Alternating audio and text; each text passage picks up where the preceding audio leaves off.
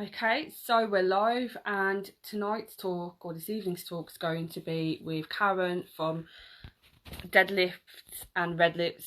Can never say it right. So as you join here, just say hello in the comments, let me know that you're here.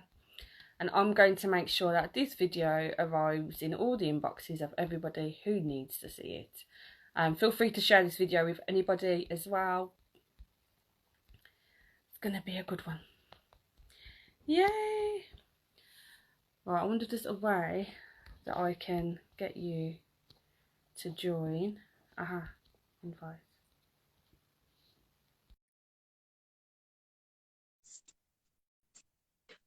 Hi everyone. Hi Karen. Hi. Bear with me while I'll just adjust my camera. How are you? Looking lush. I'm so nervous. Are you? Are you nervous? I'm not the live queen like you, Annika. Me neither. Most of the time, I am absolutely winging it. You're in good company. So first of all, thank you for just making time for this in your diary. Really, I'm really glad. Oh, that's so much better. Oh no, what have I done? I see. I've got a tripod and it's just getting all the legs to match. I know I've got a tripod and mine keeps flopping to the side. So and then it's getting the lighting. These cheap buys from Amazon, eh? I know, but it's in the budget, isn't it? So Karen, everybody on my page knows about me. So can you please very kindly tell everybody who you are and what you do? Okay, so my name's Karen. I am 40. I like to get that in there because I think it's important to be representative of the older lady. And I'm actually a fitness coach, but I have a different approach to fitness. So traditionally, you would get people that focus a lot on body transformations and weight loss, where we don't focus on weight loss, we focus on health behaviours and developing an intuitive relationship to exercise and body autonomy. So we call it like fitness beyond diet culture. Ooh, I love that. What I do. I love that. And just to throw a bit of a spanner in the works, what is diet culture? So, oh gosh, there's a proper definition. If you look up Christy Harrison, she defines it specifically. So I don't know that offhand, but it's like a set of principles that keep us disconnected from our body. So it would be, so there's a thin ideal, and it's normally thin, white, blonde, like there's this ideal that we are all supposed to aspire to. There's rigid rules around what we eat, how we exercise, and it's basically a multi-billion-dollar marketing strategy base, really. and it's got dieting has got a high failure rate, so their business model is very successful because you're stuck in that cycle, because the failure rate is about 95%. So we are kind of like anti-diet, but not anti people who diet. A lot of people get that mixed up. So people take it personally and think that we are against people who diet. We're not. We're against the industry that makes you think that you need to diet. You know what I mean? So it's like, it's a toxic culture around fitness and the way we eat that keeps us very disconnected from ourselves. Whereas our approach, the approach that I take, is we get embodied again and we get more connected with ourselves, and we pursue health from a place that feels good and intuitive to us, and it's based around our own personal needs and circumstances rather than external rules and regulations. Which is just phenomenal. And so for those of you who know me will know why I love Karen and her work so much, because I am anti-diet. So I'm really what I want. Don't worry about getting a role or whatever, And so I love the content. You can learn so much. So I will say, for those of you who aren't already following Karen, make sure you do follow in these, because you will learn stuff and it will challenge some of the ideals that you have already around dieting and feeling like you need to be as small as possible to be as happy as you can be. It's a lie. It's like, what you said, it can be really challenging. So I would say that it will bring up feelings of like, you will, because we're challenging the norm, we're going against this narrative. You know, we've all been told that we should look a certain way, that health looks a certain way. So it can bring up really challenging feelings. But as you develop that body trust and that embodiment, it gets easier, because you begin to know what your body wants and needs. And that comes first and foremost. So, yeah. So I love that. And it's almost like it's another little slice of the self-love pie, isn't it? Yeah. It is. And It is. Sonia Renee Taylor is an amazing person. She has developed The Body Is Not an Apology. She, It's a child. and they call it an act of radical self-love, stepping away from dark culture and the narratives. So definitely look up Sonia Renee Taylor as well. Okay. Make sure if you message me her name, I'll put it in the caption when I post this video on the redaction, in case anyone misses it. But thank you for joining me on live. Karen and I met on the internet a few years ago. I'm just reading the comments. It's a child. Do you know what? You know, trying to do a live with 2 children, like pass your notes, and it's like one time, and I'm trying to give my attention to something else. But yes, Karen and I met on the internet a few years ago. As I mentioned in a video last week, I used to do an online networking hour every Sunday morning called Help a Queen Out, and Karen joined us on there. And we just started there, really. I think we realised that we were going to the same uni. I know. You know, when Nika mentioned that about how it was so, like she was saying, how deep it was for her at that time, and I feel the same. It came along at such a pivotal time of my life, and that hour on a Sunday to be connected to you all, it was just magical. And I'd sit in bed with my coffee. Like, I didn't get Twitter, I didn't understand a lot of what was going on. But it just felt so, I just felt connected to something magical. So it had a big impact on me too. Oh, I love that. Thank you. I'm just reading some of the comments. So Nadine is saying, I find it easier to work out when I remove the whole weight loss aspect. Yeah. Charmian says, the struggle is real, sis. It is. But we're doing this. And because Karen and I met a few years ago, and we realised quite quickly, actually, that some of our life experiences are the same or very similar. And so that's going to be reflected in much of what we're going to talk about today. But it's only a snapshot, actually, because Karen and I, we were like, we're not going to have enough time to talk about all the things, so we'll just pick 3 and we'll start them. There we go. We had to narrow it down. Yeah, literally. So one of the things that I feel like we're both quite open about is our experiences of mental health tied in with our experiences of grief. And I don't want us to dive too deeply into the grief right now, but we both of us are mothers without a mother. And I suppose when we've both been quite low and going through all of that, much of our conversations have been around mental health and how that impacts upon our daily life. And I have to say, there's nothing quite like speaking to somebody who gets it. But for me, the best person to speak to about my anxiety is someone who also experiences anxiety. Yeah. Because you understand. So my question to you is really, what would you say has been your biggest struggle around mental health? For me, it's accepting that life has changed, like that I've had to adapt my life around my mental illness. So I was diagnosed with depression and anxiety over 10 years ago. So I used to think that it was something I would get over, and that it was just temporary. I'd take the medication and I'd be fixed. I don't know if that's how it was sold to me or if that's just what I'd picked up. But I thought this is going to go away, but it never went away.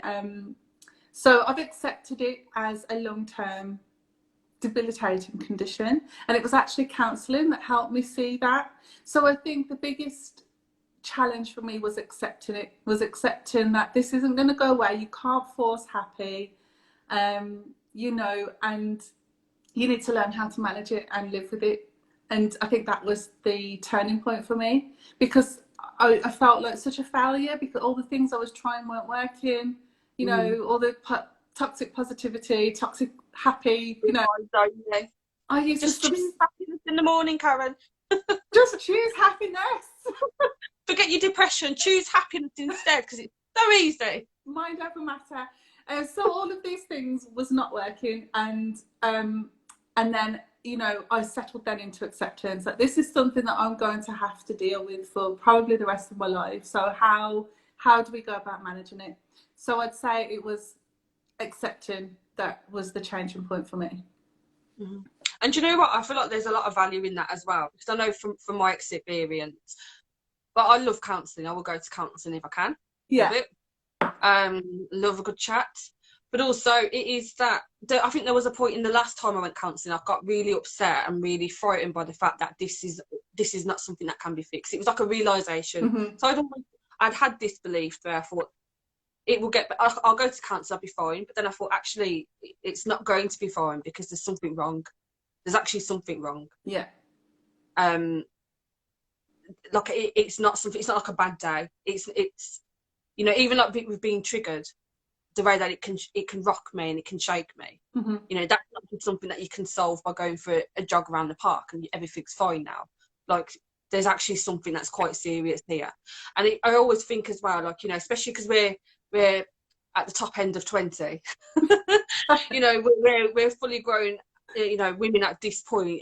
A lot of our brain development and emotional development has been around navigating our traumas and triggers and surviving. So actually, I don't know what I'm trying to say here.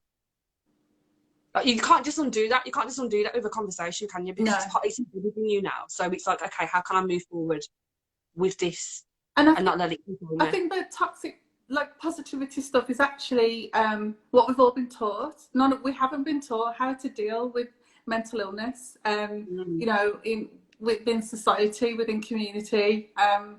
So I think people, it's not their fault. I think they're just paraphrase. You know, I probably did it myself. Like, oh, just do such and such, and you'll feel better. You know, um, but like the conversations are slowly changing, aren't they? And we're slowly being able to like talk more openly and honestly. And what you said about talking to other people who've got mental illness, it makes it's so much easier because you know they're not going to try and fix anything. They're literally Yeah, just going to let you talk, because that's yeah, sometimes all you need. You need to just get it out of your head. yeah. No. But it actually brings me to so Karen and I on WhatsApp we have what we call vent notes. TM. So we're literally like, we'll send a message and be like, have you got space? Have you got that mental capacity for what I've got stuff, but have you got? So that's a really good check-in actually. And Yeah. I suppose, you know, right in the beginning, you might not even do that, but it's always good to check. Are you in a good space to receive right now? And I feel like we've got a friendship where if you said no, it would actually be okay. Yeah. It would be absolutely fine. And when one of us says yes, what follows is like a 6-minute voice note, vent note. But it's so good. It's so therapeutic. Yeah. And for me, it really is about having those safe spaces and having people that you can talk about your stuff with. And it's, you know, sometimes we're not actually looking for a solution. I know the solution. Just right now, I feel like I want to build a hole in the ground and hide in it. Do you know what I mean? Yeah. I want space for that kind of thing. And it's like affirmation, isn't it? Like affirmation that this is okay. It's okay that I'm feeling like this. I think sometimes part of my mental health is that I just need to be anchored, and Mm. and so talking to somebody who understands it, it can be like, you know, this is totally, I say normal, but you know what I mean. It's normal for what we're going through. It's okay. You're okay. You're gonna be okay. And sometimes it's just hearing somebody kind of like, I suppose, ground you and tell you that what you're feeling is okay and valid. You know, rather than the toxic stuff that we're used to. Yeah. Chin up, Bab. Chin up. You Because know? me doing this is going to solve. Look, all the thoughts are dropping out my head. Oh, you've got it better. At least you've got a house and your kids are healthy. And I know that I like, perspective is one thing. And obviously it helps to have perspective, but it doesn't really solve the issues that are happening at the time. You know, it doesn't matter what a good spin you put on things. If you're stuck in that, you know, depressive state, nothing really gives you that perspective. Do you know what I mean? So, okay, so with your lovely long experience of mental illness, you know, you live in it, what would you say would be the most, okay, so for somebody who is supporting somebody with mental illness, perhaps they haven't got it, but they're like their best friend has, or someone at work has, Yeah. how can they best support that person, or how can they best help create a safe space to talk? Because I know sometimes we say if you're in a hard place, just reach out to a friend. But if you're in a dark place, you don't want to, you haven't got the energy to, you've told yourself they don't care. So Yeah. how can people take the initiative? I think, first of all, read up on it. Like, definitely learn about your friend's illness, because it can be so individual, but obviously there'll be common symptoms around it all. Ask them like what they need, and see, I'm a bit in two minds of, like, I know some people might say, "Oh, just turn up and take them out," but I would be like, I would not want that. So I think that's so probably when your friend's in a good place and they're not in a depressive state, then talk about how, you know, I really want to support you, and I know that your cycles are going to happen and that you're going to go highs and lows. What would you want from me in a low? Like, how can I best support you? So I think probably having the conversations while you're not in a low would be the best thing to do, and then you can both come up with kind of a plan together. You know what I mean? So, because I've got one, like with my partner, he knows that I like food. He send you a takeaway. He sends me money for a takeaway of vodka. And he knows that I might not necessarily want to talk or anything, but that is like part of my self-care plan. And my brother knows that I like to go for a walk in the woods. So, and you know, I express those things when I'm well, so that I know that when I'm not well, I don't have to really ask for much. They know what I need. I love that, and it kind of forms as part of your like self-care plan. And because this is why I always recommend that you do your self-care plan, you put it together when you are feeling good, because when you're not, you haven't got the energy to think about what you can do to help yourself. Yeah, and sometimes you don't even know, you know. Yeah. We've got a comment here from Shan who said, I often ask my friend where she is on a scale of 1 to 10. That's so useful. There's a talk that I watched, a friend of mine sent it to me, where this guy's talking about, you know, you should never start your day on a 10. You should always aspire. You should always have something to aspire to work up towards, and always have something that you could perhaps fall into. So like a 5 is an okay day. Okay, but things can get better. And I feel like it's always good to, you know, for some people, they can't put it into words how they're feeling, but they might be able to say, well, I'm a 6 today. Yeah, that is a good idea. Yeah. I woke up, I was a 4, but actually I feel like I'm about a 6 now. See, I didn't know that one. I like that, because then you don't have to put much thought to it, because we all know when you're in that low, it can be really hard to even form sentences. Never mind tell someone how you're feeling, you know. It's so true. I've literally written questions down, that's why I keep looking down here. So you'd already touched upon it before, when we were talking about your mental health, your mental illness struggles, and how did you know that you turned the corner? So what were the noticeable differences? How did it play out in your life? I was able to recognise the highs and lows. It didn't all seem to mingle into one. I knew when I felt different, and I also I began to realise that they don't, neither stage lasts. So I think it was just so learning to recognise the different stages. That was it was almost like, you know, you become an observer in your own life. Like, so that was a bit of a light bulb moment. And also, I know this sounds really to people who haven't got mental illness, this might sound really trivial, but being able to get up out of bed and make my bed and go about my day, when that has now become a non-negotiable. Like, my alarm goes off, I get out of bed, because on my worst periods, I'd get up, get my daughter ready for school, do all the things that mums have to do, and then go back to bed until it was time for her to come home from school. So it was that, I think, you know, after about a month, I was like, oh my goodness, I'm getting out of bed and I'm making my bed and I'm going about my day. And I realised that was a really important part of my self-care, is actually getting up again, getting out of bed, making my bed every day. So and I love that, because it's going to be for everybody, isn't it, as well? So there's always that one task that you just cannot do. That doesn't matter what's going on when you're in that depressive state. you just can't do it. So it might be the washing up, which I The know is one for me. And you know, for me as well, it's clutter. Like if things start cluttering up, I know, oh gosh, it's coming back again. yeah. And it's amazing now. I'm always so amazed now. Not that I would say I'm better, but you know, I'm in a good place now. Mm-hmm. How that I clean my house, that I tidy my house, it's tidy. Yeah. It's actually tidy. Come here now, it's tidy. So, You know, but before I couldn't do it. but I tell you what, the power of the internet. Look, I only know these things because of the internet. Is it Daisy Chains? Make Daisy Chains, I think it's an account on here, and they shared something about impossible tasks, and their impossible tasks were things like washing up, going food shopping, cooking, and I was like, these are the things that I really, really struggle with. And then I realised it's, you know, it's all ties in with mental health, and that was also very validating. I found that very validating. So I'm like, okay, there's nothing wrong with me. I'm not lazy, you know, I'm not. So yeah, it was, and like you say, you can recognise. So now I know when the washing up is piling up, I can do mental check-ins. How's things with me? You know, I can catch things before they get too bad.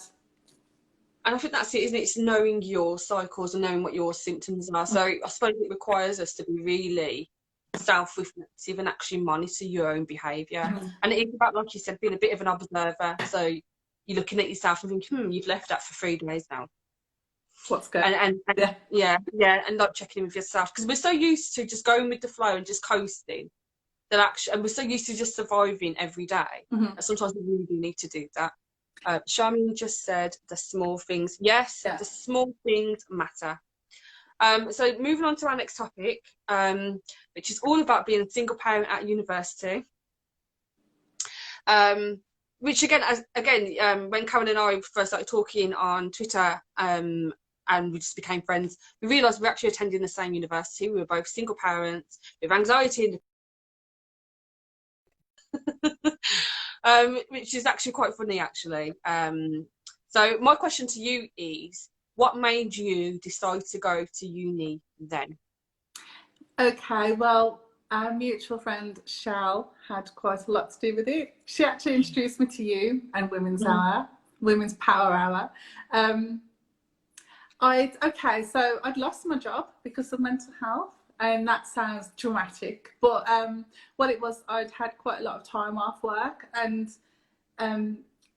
they could no longer support my absence, and there was, because I couldn't give them a date of return, so it was like one of those kind of dismissals, not that I'd done anything bad, but they could just no longer support my absence. And I knew that I didn't want to not do anything, but I knew that I wouldn't be able to work at that time. And so my friend suggested university, because I'd just qualified as a personal trainer, but I knew I'd already began to realise that the fitness industry was toxic, and I didn't want to end up as just a personal trainer, if that makes sense.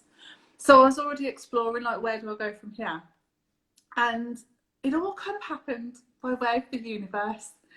So my friend took me to Wolverhampton University to apply for this exercise and science degree. And whilst I was there, so I'd been looking online, and it was this exercise and science. Whilst I was there applying at the uni, I saw another degree that was exercise and health. And once I read it all, that just felt more about what I was about. So I applied for both, and as it turns out, I didn't make it onto the exercise and science degree. It was meant to be on the other one, wasn't it? I love that. I know, and the deadline for putting in the application was like about a week, so it all just happened really fast. And at the time, I was receiving coaching from Shell, and so she'd set me all these little tasks that got me actually to the university and doing the application. But I've got to be honest, I didn't think I'd get in, because I come from a working class background. You know, it was 1996 when I left school. University wasn't even a discussion. It wasn't even something that I thought I could achieve. So it had never been something that I'd thought about doing. So I didn't really have any expectations. And then I got accepted. So I was like, oh my goodness, this is actually happening. And as it happened, it was the best decision I could make, because I needed to be there for my son. I was having my son was going through issues, you know, and that had contributed to like my mental health and things that had been happening. And so I was able to be a mom, like more at home, and go to university. So it ended up being really supportive in like parenting and like something for my brain, you know. Oh, I love that. Um, Cheryl's saying, "Oh my God, Karen, you are such a superwoman."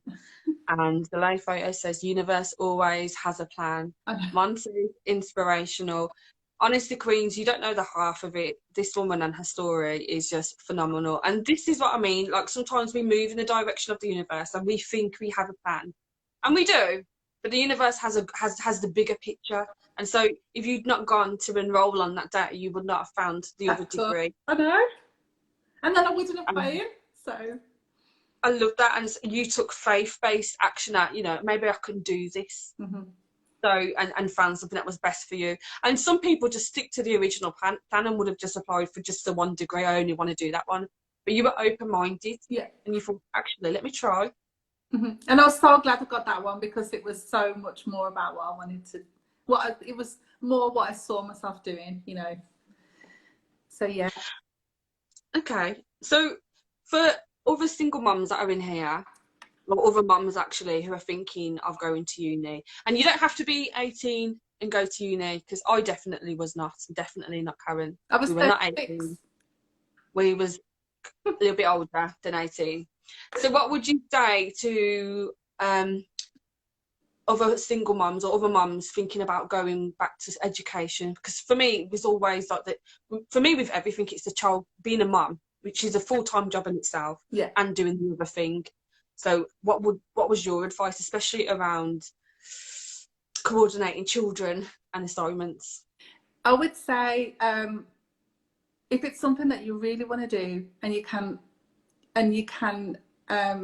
what's the word I'm looking for, like financially, because I looked into it and like you can get a lot of support, especially if you're a single parent. So if it's something that you can accommodate financially, go for it. Because even the childcare, so I was really worried about childcare too, and my mom was my childcare, and then I lost my mom and I was still able to graduate. So like you make it work, and it feels impossible at the time, but it's not. And I think that's the thing with us single moms, we are super women and we make things work. So it might feel impossible, but I can tell it's not impossible. It You're can. going to do. And Tina's just commented and said, "I was an adult student with 5 children. It's so doable." It is. I love that. We're so phenomenal. Okay, so our next topic was around starting a business. So you do your degree, 3 years feels like a long time. You feel like you're going to be at uni forever, and then you realise, oh, I'm graduating. Then you realise, oh, I actually need to do something. I need to do something with this degree. I need to get a job. Oh my gosh. Do you know what? I'll tell you what spurred me on starting my own business, which I feel like I can't believe it. Like I would, you know, when you said on your live the other day about yourself 5 years ago, Karen 5 years ago would not have dreamed that Karen now would be doing what she's doing. But I knew that there was no place for me in commercial gyms. I'm plus size. Um, I'm not interested in weight loss. I'm not into progression pictures or transformation pictures. I knew that I would really struggle to become a personal trainer in a commercial gym by me. So I thought I'm going to have to carve my own little space out in the industry. And so I'm online as well because obviously I would struggle to find employment in a gym. I would, because you're expected to look a certain way. I did work casually in a gym when I first qualified, and you was expected to weigh and measure clients and take progress pictures. So I knew I would never be able to work like that. So I had to make my own space, didn't I? And that little space is online, but I mean, the pipeline dream is I'd love to have my own little, and when I say gym, I'm just talking about a little small unit where, like, you know, people could come. It would be a body positive fitness space. It would be really nourishing and just wholesome. So that's the big dream. But Oh, I love that. That sounds exciting. I feel like that's going to happen. I feel like that's going to happen. And do you know what? Spaces like that. There are so many people who perhaps are interested in going to the gym who just want to, just increase their fitness, yeah, but feel intimidated by the gym and all the gym heads and that are the there. marketing and the advertising, because it's not just the gym culture, it's the once you get in there, you know, or it's plastered all over the walls, it's like you don't see people who look like you. So how are you supposed to feel welcome, you know, how are you supposed to enjoy working out in an environment that feels so hostile, you know? So I'd like a very nourishing and nurturing and body kind space where people can just come and do the bloody workouts and go home and not worry about anything else. I love that. And if you feel like you might want to go to Karen's gym and because she's speaking it into existence right now, okay, and you're all witness to it, please leave a heart in the comments, whether you're watching this live or on the replay, because Karen is going to put together this beautiful gym. It's going to be a really welcoming space. But I feel like because of your personal ethos, I think it would just filter out into all the work that you do naturally, and just how you were interested in doing the degree, and you went for one thing and something even better and even more you turned up. I feel like it would be something like that will happen with Yeah. this. I keep my heart open to it, you know what I mean? I keep saying it to the universe. So I haven't got the money or the capital for it to happen. So somebody is going to be like, Karen, I want to open a gym and I want you to come and manage it or something. I love that. But you know what? We're meant to give the how to the universe, and we just know it's gonna happen. Which is really, really fun to do when you're an overthinker or you worry about stuff. You've already got some people who want to be sign up to the gym with their hearts. Brilliant. So that's fabulous. We've still got loads of time, so I wonder if you've got anything that you would like to talk about that we haven't already touched upon, or if anybody who's watching, if you've got a question, post that in the comments and we can respond to that as well. Oh, yeah, that's a good idea. Some Q&As. Well, I think, can I ask you a question? Sure. It's only about your business. Like, what inspired you to want to be, you know, the Annika Spalding online? I have lots to say about a lot of things, and I have always felt like I am destined for greatness, right? Which sounds like a really big statement to make, but I've always known that I'm made for more, made for something magical. And when I published my first book a few years ago and I finished that, and obviously I started that journey, and just enjoying all this new creative stuff. At every stage I've seen what more I can do. And even though now I feel very much like there's still so much more I can do, like I can't stop. Like I could never just, like, I really like my day job that I've got. I could never just do that. There's so much more I have to share. And even with the business, obviously, I was doing the writing coaching at first, and then my university degree killed me, killed that. But also I wanted to reclaim writing back for myself. And then even with, this, I love being on social media. I love stuff like this. I love content. I love helping people create their content. So I feel like I'm always chopping and changing, but slowly but surely I'm bringing together whatever it is that I'm here and I'm meant to do. And I really don't feel like I've found my thing yet. That's the beautiful thing. I don't think I've found it. But I tell you what, I've loved, like, watching you over the years is how you transform and how you're not scared to do that. It's like you shed your wings and you evolve through your business. And because some people literally are too scared of change, aren't they? And they will like just stay the same even though it doesn't feel aligned, because that's very much like what I have to feel aligned to what I'm doing, which is what I've just started the Patreon with the tarot as well, because like I felt like that part was missing. But I know that not everybody's into it, so I just wanted to give it a different space. But that's what I've like always got from you, that like you evolve and you allow it, you allow this to happen, and your space just feels like you're just giving everyone a big hug. I am so lovely. Well, this is it. I know that so I think the way that I think about things is might be different to what other people think, but I feel like I am here in this lifetime, yeah. So this is my life in this lifetime, but my soul might have been here many times before. So I feel like there's purpose for me being here. And what I know for sure is that my purpose is rooted in creating a community of women. Mm-hmm. And my purpose is rooted in helping women find their voice and feel good about themselves and realise their power. That feels very strong for me. Even as I say, actually, that Yeah. feels really strong for me. And I know for me, through writing, which is just something that I love doing, and I would do that if nobody even knew about it. It's just always been my thing. I didn't even need to get a degree. I want to do a master's in it. I would do that just for fun. Yeah. That's my thing. But there are ways in Learning as well, isn't it? okay. It's good to keep learning too. I think you get the book once you've been to uni. Yeah, absolutely. I literally join new courses all the time, like these online courses.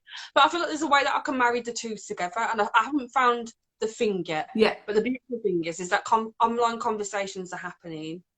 I'm building an online community. I do change a lot of what I do a lot of the time, but it's only because I'm developing and my confidence is developing. So as that does, it kind of shapes whatever it is that I'm doing. But my plan is, right, with Awesome, I feel like the focus was wrong when I first launched it, Mm-hmm. but I want it to be a women's space, like a membership space, which I am developing, and I will be launching in January, because I told myself we don't need to rush everything, Annika. No. We can take our time.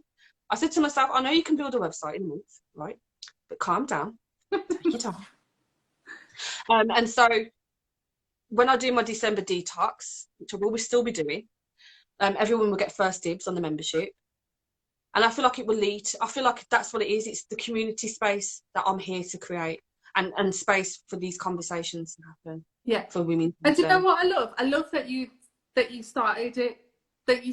And even though it felt like it wasn't quite right, because I think that's the thing, especially like if there's other women here who are listening who are wanting to start their own business, just go with an idea, because you can develop it as you go along. You can change it.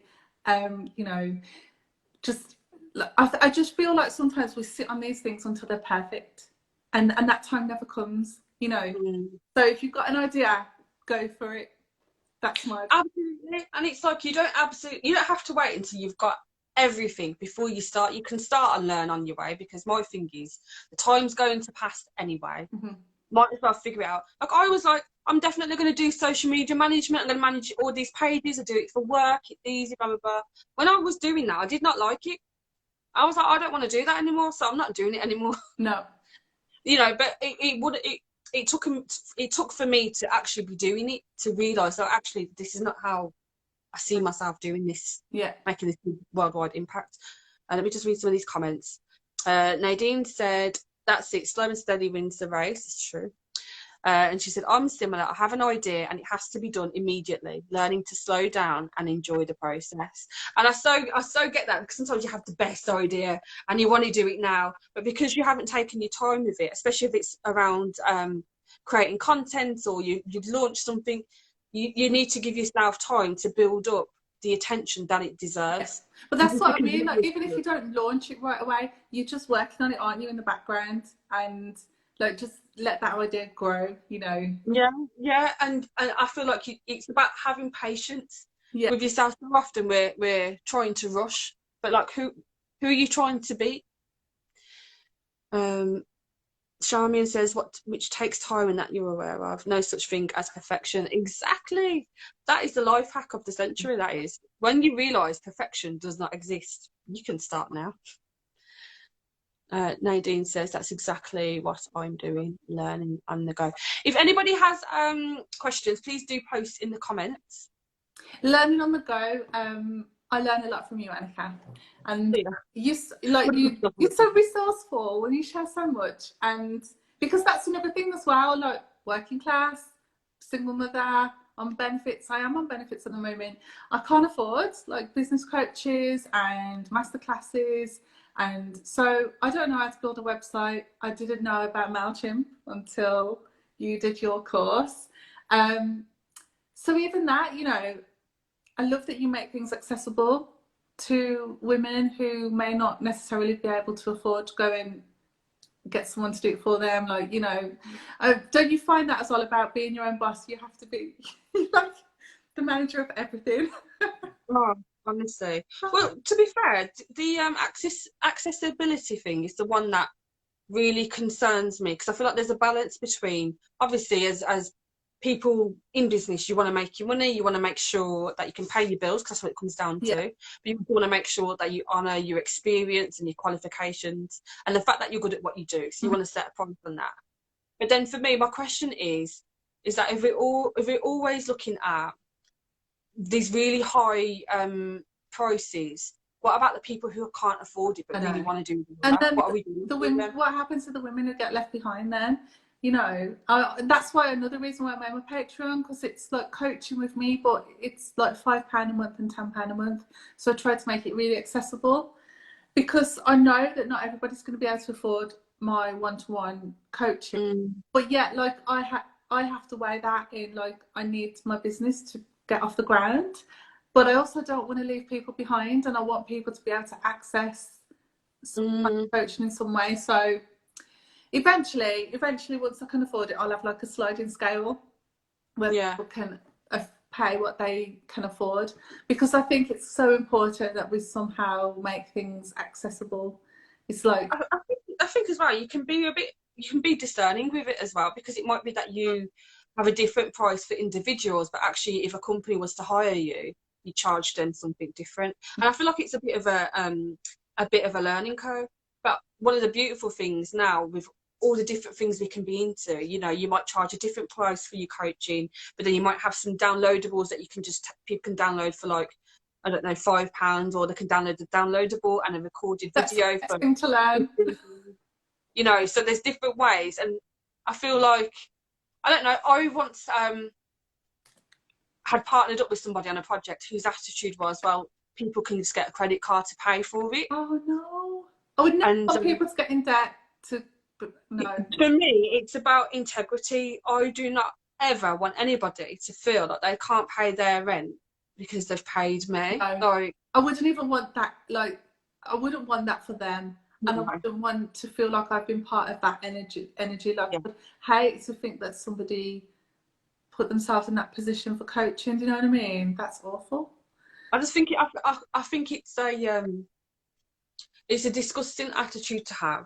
And there's, you know, there's, I mean, the people practice coaching and all sorts differently.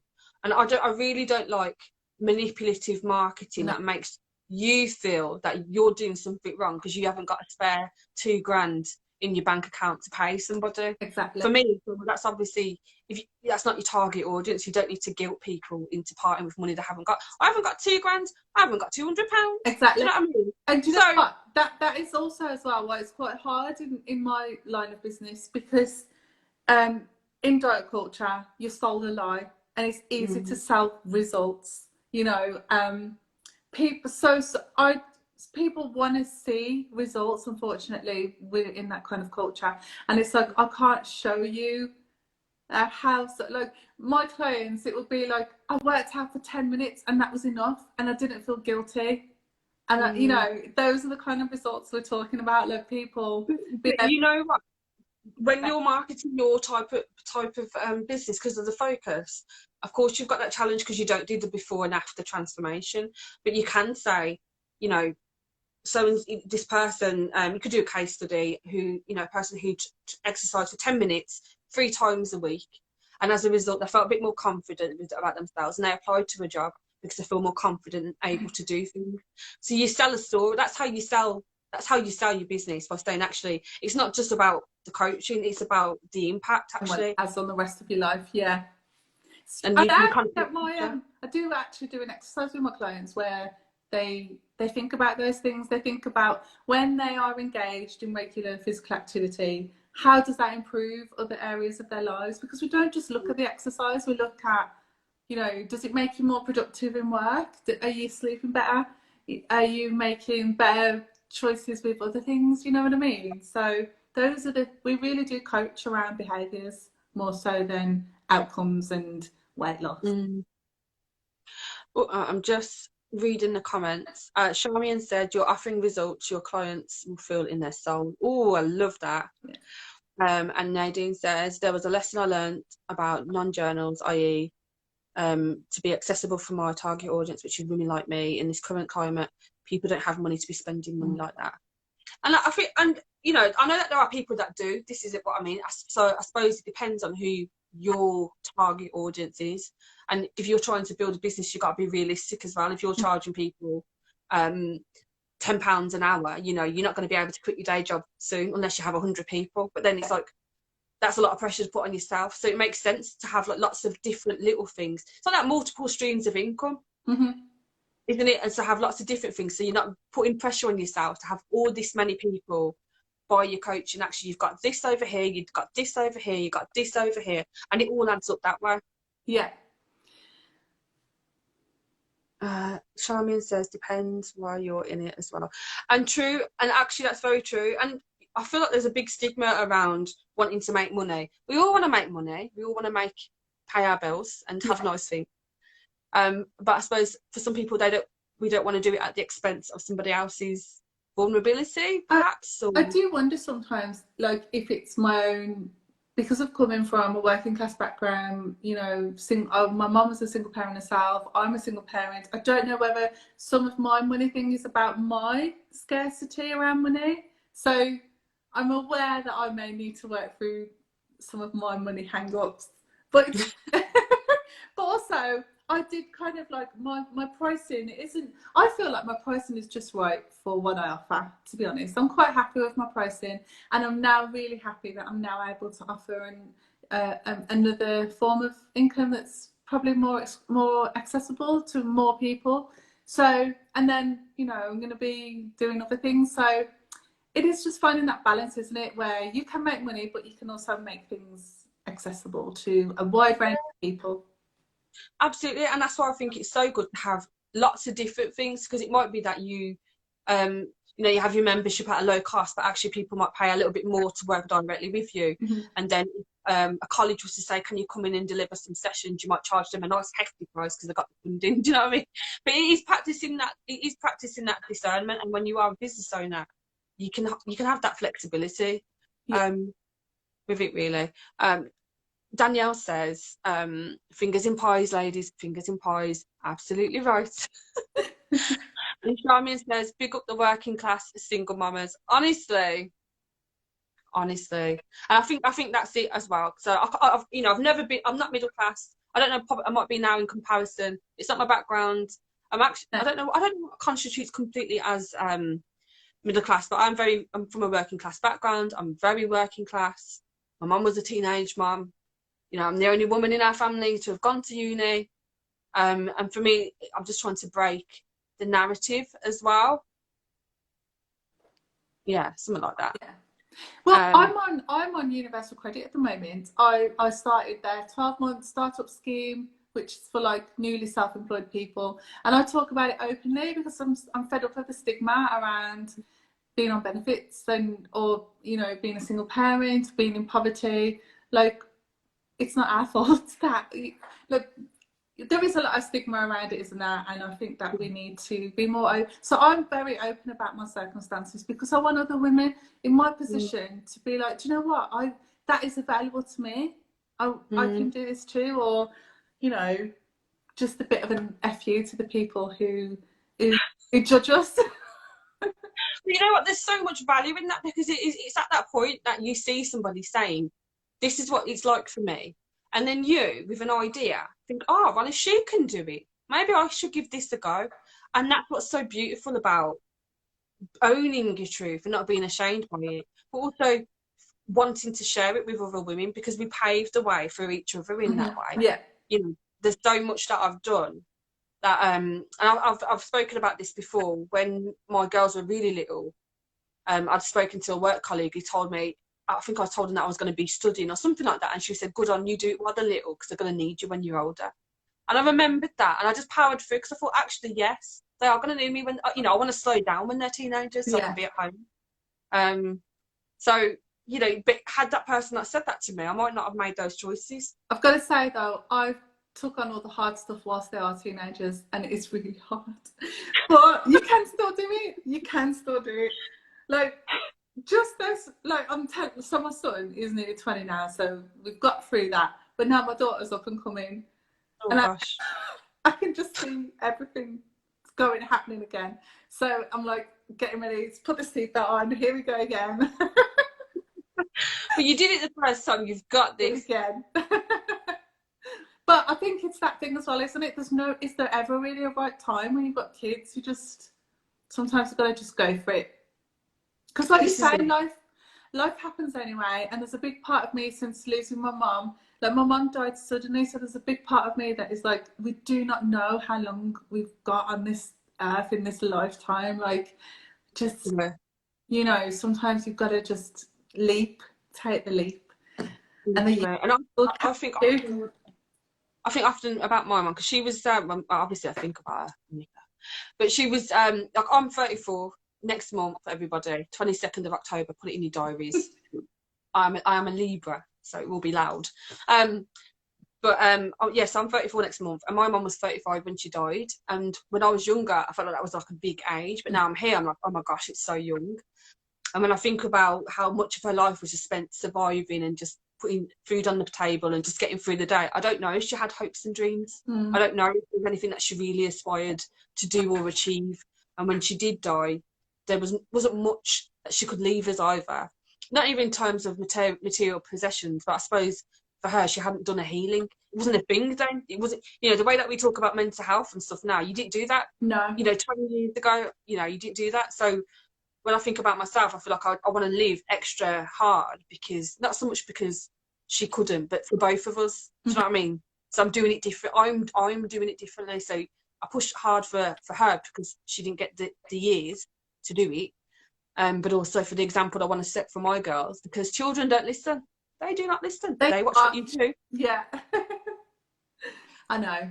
And I know my kids might not appreciate, and they don't appreciate what you're doing at the moment, but hopefully they'll be proud of us when they get to a bit older and be like, oh my gosh, like my mum really did all that stuff.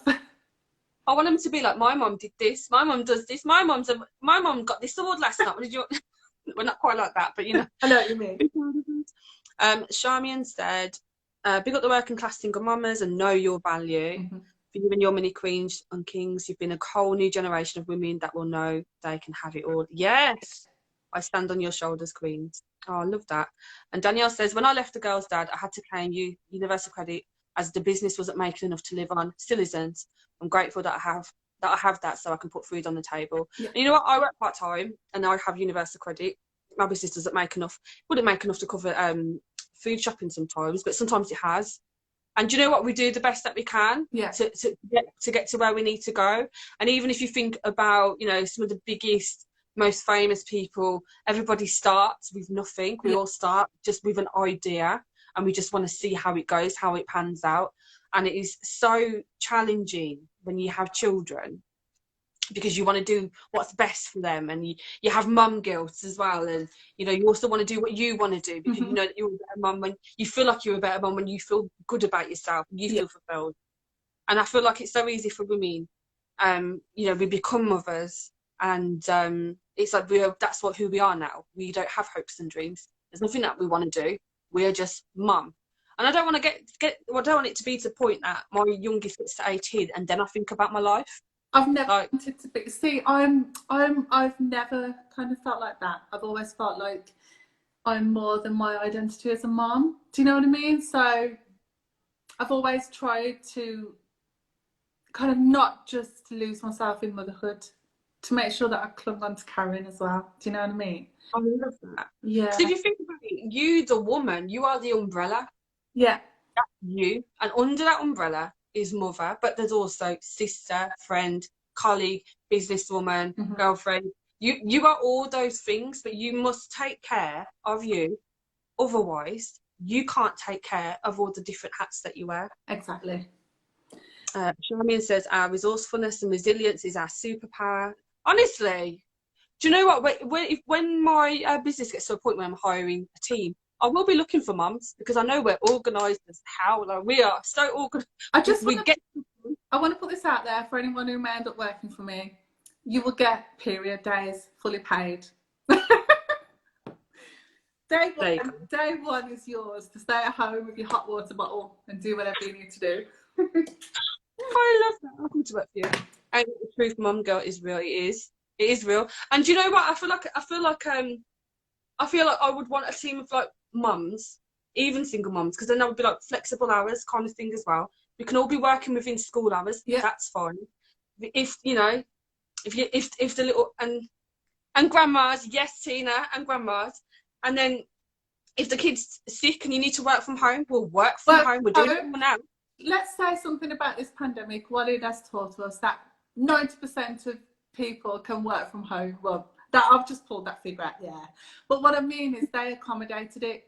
Yeah. So which means I could have always done this. Always, and that could have helped disabled people, single parents. You know, there's so many more people that would have been able to join the workforce if we'd have been able to work from home all this time.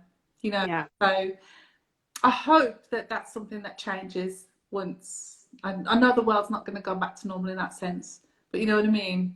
I really hope that they keep the initiative of letting people work from home, because that would open up so much opportunity to single parents especially, and especially disabled people, people who've got accessibility issues, you know, and it's proven that can be done.